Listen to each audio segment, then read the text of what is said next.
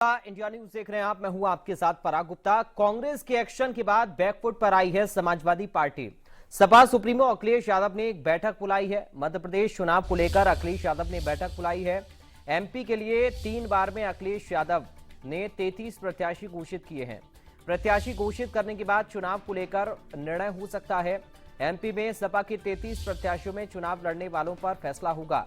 शनिवार को अखिलेश ने कांग्रेस पर कटाक्ष नहीं करने की नसीहत दी थी। कांग्रेस के खिलाफ बयानबाजी नहीं करने के लिए कार्यकर्ताओं को निर्देश अखिलेश यादव की तरफ से दिए गए थे।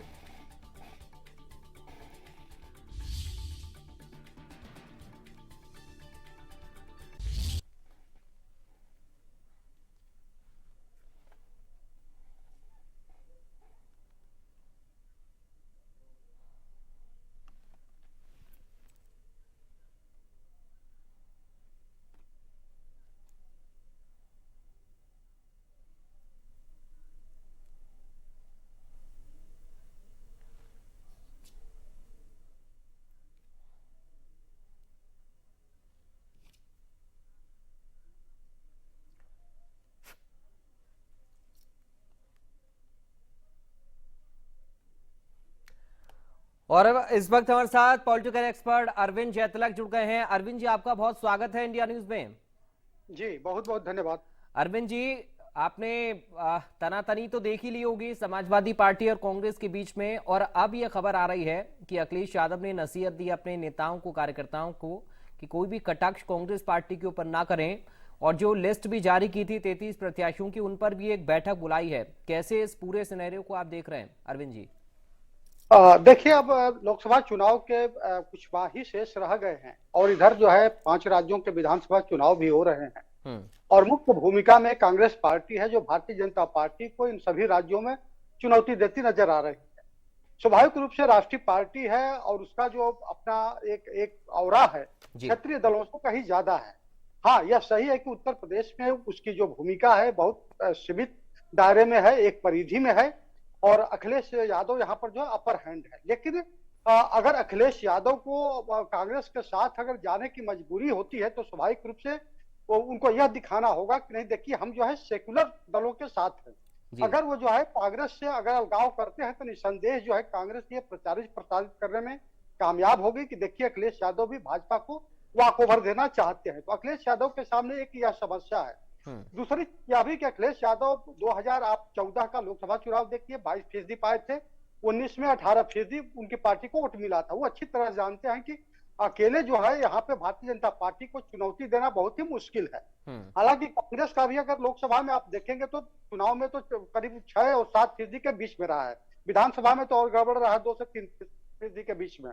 तो वो एक दूसरे की जरूरत है और चूंकि वो नहीं चाहते हैं कि जो एक गठबंधन बना है जिसको लेकर के 3 बैठकें हो भी चुकी है और पूरा जो देश का जनमानस है जो इंडी गठबंधन है उसको लेकर के जो भाजपा के जो खिलाफ है एक आशा के तौर पर उसको देख रहा है। अगर इसमें कोई भी धड़ा अलग होता है तो स्वाभाविक रूप से कांग्रेस जो है उसे विलेन के तौर पे करार देगी। तो एक तो मजबूरी भी है, दूसरे जो एक परसेप्शन की लड़ाई है।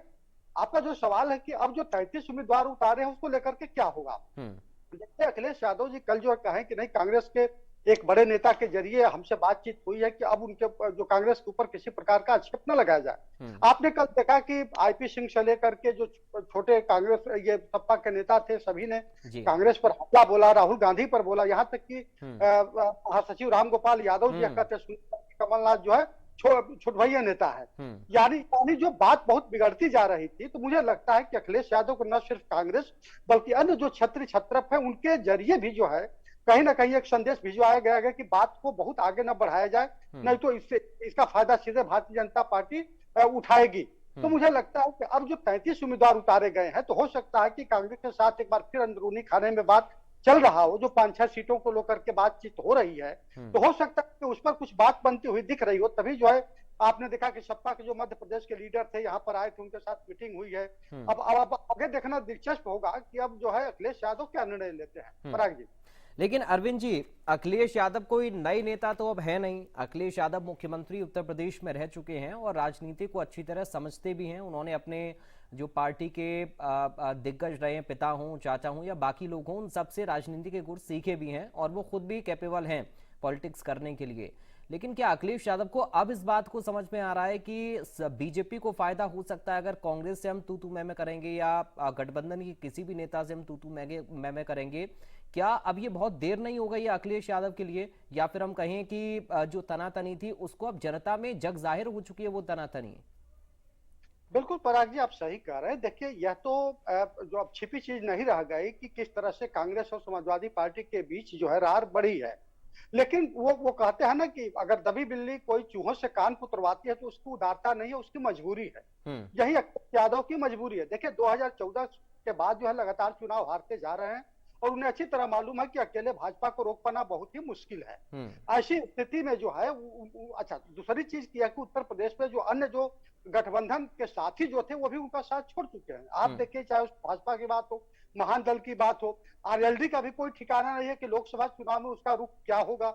ऐसी स्थिति में अगर वो कांग्रेस के साथ छोड़ करके अलग जो है धारा बहाने की कोशिश करेंगे तो स्वाभाविक रूप से जो है अकेले पड़ जाएंगे और निसंदेह जो है एक जो भाजपा के खिलाफ लड़ने का एक जो जज्बा है वो भी खत्म होता हुआ माना जाएगा। तो वो अच्छी तरह समझा। आपका सवाल है कि क्या इतने पॉलिटिशियन माने ज्यादा दिन से सियासत करने के बावजूद भी जो है ये स्थिति को समझ नहीं पा रहा है, तो बिल्कुल ये उनकी नाकामी है। इस अर्थ में ज्यादा नाकामी है कि आप लगातार चुनाव हारने के बाद भी जो है लगभग 10 साल होने जा रहा है, आप कोई रणनीति तय नहीं कर पाए हैं, आप कोई व्यूह नहीं बना पाए कि भाजपा की घेराबंदी कैसे होगी या राष्ट्रीय स्तर पर पार्टी की नीति या सिद्धांत क्या होगा। निसंदेह जो है एक सोचनीय सवाल है और मुझे लगता है कि अखिलेश यादव जो है इस मामले में कहीं ना कहीं नाकाम साबित हुए हैं। जी, आपने बाकी दलों का जो अरविंद जी जिक्र किया, हम सुभाषपा की बात करें, महान दल की बात करें, आरएलडी का भी कुछ पता नहीं क्या रुख होगा। तो अब देखिए, राजभर साहब भी तैयार हैं, वो अगले महीने से जोन वार तैयारी कर रहे हैं जनसंपर्क की और बताएंगे कि कैसे दलित विरोधी समाजवादी पार्टी है। तो उन्होंने एक तरफ मोर्चा खोल रखा है, दूसरी तरफ बीजेपी को बैकफुट पर करने की कोशिश अखिलेश यादव कर रहे हैं और उधर से ओपी राजभर उनको धक्का लगा रहे हैं समाजवादी पार्टी को, कैसे पीछे धकेला जाए। बिल्कुल, देखिए, क्षेत्रीय राजनीतिक दलों के लिए यह जो है सबसे बड़ा शर्त यही होता है अपनी स्वीकार्यता की आप जो है चुनाव में बेहतर प्रदर्शन करें और जनाधार बढ़ाएं। सुभाषपा को जिस तरह से भी हाल ही में जो चुनाव हुआ उसमें एक उसका दाव लगा हुआ था प्रतिष्ठा का, ओम प्रकाश राजभर का, वो कहीं ना उसमें जो है नाकाम साबित हुए हैं। तो अब उनको साबित करना है कि नहीं, हमारी जो जनमानस में जो स्वीकार्यता है, ग्राह्यता है पूर्वांचल में, वो कम नहीं हुई है। अब इसके लिए जो है उनको जो है समाजवादी पार्टी पर जो कहीं ना कहीं हमला बोलना है, क्योंकि समाजवादी पार्टी को जो है उस क्षेत्र में यह सच्चाई है कि उसकी अपनी बढ़त है। तो निसंदेह जो है ये सुभाषपा के लिए भी चुनौती है, भाजपा के लिए भी चुनौती है। तो अब जो है सुभाषपा जो है जो समाजवादी पार्टी की नाकाम नीति रही है और दूसरी चीज जो बसपा को लेकर के उसका एक अपना जो है आग्रह दुराग्रह रह चुका है, देखा जा चुका है कि किस तरह स्टेट गेस्ट हाउस का जो हुआ था, तो वो उसकी भी बात जो है सुभाषपा कर रही है कि मायावती जी के साथ बसपा के साथ जो समाजवादी पार्टी का एक जो है जमींदारों की तरह बर्ताव रहा है, तो निसंदेह जो उसको भी उछालने की कोशिश करेंगे और यह दिखाने की कोशिश करेंगे समाजवादी पार्टी जो है जो पीडीए गठबंधन बना के चल रही है, जो कहा जाता है कि नहीं पिछड़े का, अल्पसंख्यक का, दलितों तैसी है, वही तैसी है नहीं। सुभाषपा जो है इतनी चीज को प्रसारित करेगी और निसंदेह जो है यह भाजपा का ही काम करेगी। जी अरविंद जी, कांग्रेस की क्रिया या प्रतिक्रिया को आप कैसे देख रहे हैं? क्योंकि अगर अखिलेश यादव या समाजवादी पार्टी के नेताओं ने कटाक्ष की कांग्रेस के ऊपर, तो कांग्रेस के नेता भी पीछे नहीं रहे। देखिए पराग जी, अब कांग्रेस के लिए उत्तर प्रदेश में कुछ भी नहीं खोने के लिए है। वो यहाँ तक अमेठी की सीट भी हार चुकी है। भारतीय राष्ट्रीय कांग्रेस के इतिहास में पहली बार हुआ है कि उसका कोई अध्यक्ष पद पर रहते हुए व्यक्ति चुनाव हार जाए। बाकी दलों में हारे हैं, भाजपा में अटल बिहारी वाजपेयी हारे हैं, आडवाणी जी हारे, लेकिन कांग्रेस में 1885 के गठन से लेकर के 2019 तक कोई भी जो है राष्ट्रीय अध्यक्ष चुनाव नहीं हारे, लेकिन राहुल जी हारे हैं। तो अब कांग्रेस को खोने के लिए कुछ नहीं, लेकिन समाजवादी पार्टी का खेल बिगाड़ने के लिए उसके पास बहुत कुछ है। तो यह कहीं ना कहीं जो है कांग्रेस अच्छी तरह जानती है कि हम तो बहुत जो है बड़े रोल में नहीं है, लेकिन समाजवादी पार्टी को जो घुटने के बल पर लाया जा सकता है। तो मुझे लगता है कि कहीं ना कहीं जो है अखिलेश यादव जी एक बड़ी पार्टी होते हुए भी जो है वो घुटने टेकते हुए दिख रहे हैं। यही कांग्रेस की जो है एक प्रतिक्रिया उसको समझिए या उसकी एक एक्शन समझिए, कहीं ना कहीं जो है दबाव में अखिलेश यादव ही है, कांग्रेस बिल्कुल ही नहीं है उत्तर प्रदेश में। जी, अब मध्य प्रदेश को लेकर आप कैसे देख रहे हैं कि क्या कोई बदलाव अखिलेश यादव कर सकते हैं या आगे की जो रणनीति है क्या हो सकती है, क्योंकि अब पैचअप की स्थिति में दोनों पार्टियां हैं? देखिए मध्य प्रदेश में समाजवादी पार्टी उन्नीस चूंकि अरविंद जी, मैं सवाल ये इसलिए पूछ रहा हूं कि इसका इम्पैक्ट यूपी में पड़ेगा, मुझे जहां तक लगता है। बाकी आप क्या बताएंगे इस पर? आप भी अपना एनालिसिस रखिए। बिल्कुल देखिए, समाजवादी पार्टी 92 में गठन के बाद 93 में पहली बार जो है मध्य प्रदेश में चुनाव लड़ी। और उसके बाद जो है सर्वाधिक उसको फायदा 2003 में मिला, जब उसके 7 विधायक जीते और लगभग 4.25% वोट शेयर मिला। इस बार आपने देखा कि लगभग जो है 54 या 52 जो है 2018 में लड़े थे, लेकिन 45 की जमानत जब्त हो गई। केवल एक बिजावर से जो उनकी सीट निकली थी और लगभग 2.25%। तो वहां पर समाजवादी पार्टी की बहुत बड़ी भूमिका नहीं है। लेकिन जब सवाल इंडी गठबंधन का आता है, तो गठबंधन घटक दलों जो है उनकी एक सामूहिकता का जो एक राजनीति में एक कवायद रहती है या एक धारणा रहती है, वो चिन्हित होना बहुत जरूरी है।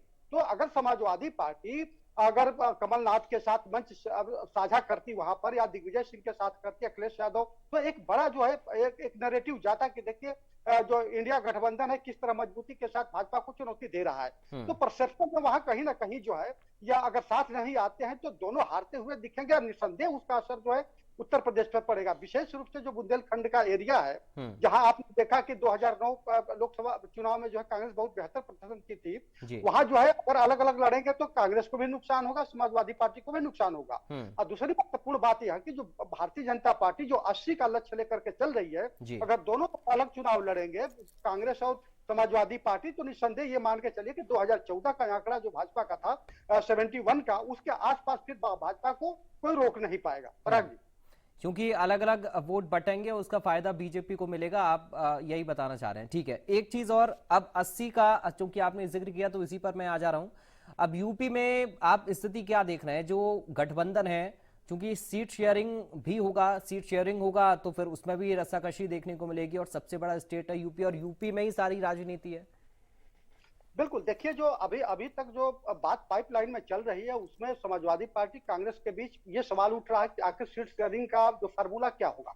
कांग्रेस कह रही है कि सीट शेयरिंग का फार्मूला 2009 के हिसाब से होगा, क्योंकि लोकसभा चुनाव में उस समय कांग्रेस जो लगभग 21 सीट पाई थी और 23 सीट जो समाजवादी पार्टी पाई थी। लेकिन समाजवादी पार्टी कह रही कि नहीं, 2022 के विधानसभा चुनाव के आधार पर जो सीट शेयरिंग का फार्मूला तय होगा, इसी को लेकर के रस्साकसी है। और अगर कुल मिलाकर के ये कांग्रेस को जो है वो 5-6 सीटें से अधिक देने के लिए तैयार नहीं है, और करीब 50 से लेकर 60 सीट जो है समाजवादी पार्टी लड़ने की बात कर रही है। दरअसल समाजवादी पार्टी का निशाना जो है अपना 2027, वो अच्छी तरह जानती है कि 2024 में बहुत बेहतर प्रदर्शन होने नहीं जा रहा, लेकिन 2024 के आधार पर ही 2027 की बुनियाद को रखा जा सकता है। इसलिए वो चाहती है कि जो है भले ही 2017 में कांग्रेस और सपा का जो एक मिल करके लड़े थे उसका कोई बहुत बेहतर नतीजा न निकला हो, लेकिन कुछ संगठित तौर पे जो है विरोधी दलों के साथ जो है समाजवादी पार्टी जरूर जुड़ना चाहती कि कंधों को जोड़ करके भाजपा के खिलाफ एक जो है बड़ा जो है एक लाइन प्रतिरोध का प्रस्तावना खींच दिया जाए।